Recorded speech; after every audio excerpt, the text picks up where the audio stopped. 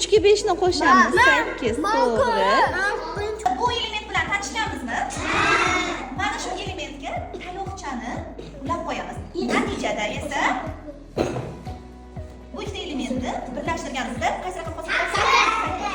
8 sonini yozish endi siz uchun oson bo'ladi. Iloncha dumini tishladi. Takrorlayman. Iloncha dumini tishladi. Topshirig'imiz Imronbek taqqoslash ekan. Marhamat, birinchi oyoqchalardan keyin nechta ekan ular? 8 raqami bilan nima qilib qo'yamiz uni? Bog'lab qo'yamiz. Xo'p, mashinalar 7 raqami bilan bog'lab qo'yamiz. Delfinlar nechta ekan? 6 raqami bilan bog'lab qo'yamiz. Barakalla. Ikkita to'plam ekan. Ikkita to'plamning o'rtasida qanday ishora turibdi? Qo'shuv ishorasi turibdimi, ayruvmi? Qo'shuv bo'lsa nima qilamiz bayroqchalarni bir-biriga? Nima qilamiz? Qo'shamizmi, ayramizmi? Qo'shamiz. Marhamat, qo'shing. Nechta bo'ladi ular? Nechta ekan birinchi to'plamda? Ikkinchi to'plamda qo'shsak, mana 3 ga sizga yozib qo'ying. Rahmon, shaftolilarimiz ikkita to'plam ekan. Ikkita to'plam o'rtasida qanday ishora? Nima qilamiz ayruv bo'lsa? Ayiramiz. Marhamat, ishlang. Birinchi to'plamda nechta shaftoli? 8 ayruv 5. Necha bo'ladi? 3. Marhamat, yozing. Barakalla. Mana Ikkita qo'ziqorinlar turibdi. O'rtasida plus ishora, minus ishorami? Qo'shuv ishorasi. Demak, qo'ziqorinlarning hammasini bir-biriga nima qilar ekanmiz? Qo'shar ekanmiz. Xo'p, qo'shimcha nechta bo'ladi? Ha? 8. Barakalla.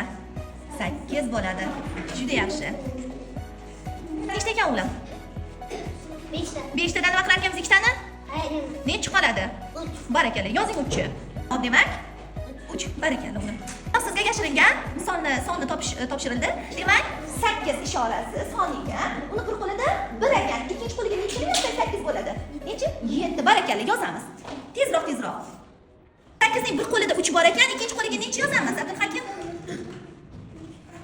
5. Barakalla, yozing 5 sonini. Qon, sizda 8 raqami va uni bir qo'lida 4 bor ekan. Ikkinchi qo'liga necha yozamiz? Barakalla, yozing to'g'ri. Sizni 8ingiz bir qo'lida 2 bor ekan. Ikkinchi qo'liga necha yozamiz? 3. Nahotki 3 ga 2 ni qo'shsak 5 bo'ladi-yu. Necha ekan? 6. 6 ekan. Yozing 6ni. Gap yo, sizda demak 7 soni. 7 ni bir qo'lida 2 ekan. 7 raqamini ochamiz qo'limizda. Bir qo'lida 2 bor ekan. Bu degani 2 sonini ayiramiz. Degani ikkinchi qo'lingizda necha qoldi? Yashiringan soningiz necha ekan? 5 ekan. Yozib qoling. O'g'lim, qarang. Sizga 8 raqami berilgan. Bitta qo'lingizda 5 son ekan. Ikkinchi qo'lingizga nechini ushlatar ekanmiz? Yashiringan soningiz necha ekan? Yaxshi, yozib qoling. Loyiq. Tasavvur qil, sen 6 sonasan. Ikkita qo'lingni och.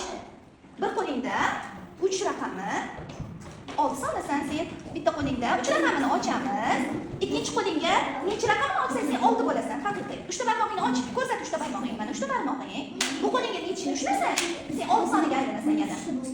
3 ta raqamni ochamiz. 1, 2, 3. Bu barmog'ingdan nechta qo'shsang 6 bo'lasan. Demak, ikkinchi qo'lingga nechini ushlatar ekansan? 6 ni ushlatsak, qara. Sen o'zing 6 sonisan. Bitta qo'lingda 3 raqaming turibdi. 1, 2, 3. Ikkinchi qo'lingga necha raqamini ushlashing kerak? Kel birgalikda sanaymiz. 1, 2, 3. Ikkinchi qo'lingga ushlatamiz. 4, 5, 6. Bu barmog'ingdan nechta qo'shding? Nechta turibdi barmog'ingda? Demak, yashiringan soningiz necha bo'lar ekan shunda? 3 raqam bo'lar ekan. Yozing 3 chi. Misollar berilgan, ularning javoblari esa olmachalarda yashirilgan. Kim ko'p to'g'ri javobni topishni qilib boshladik. O'zingizga belgilab qo'ying, adashib ketmang.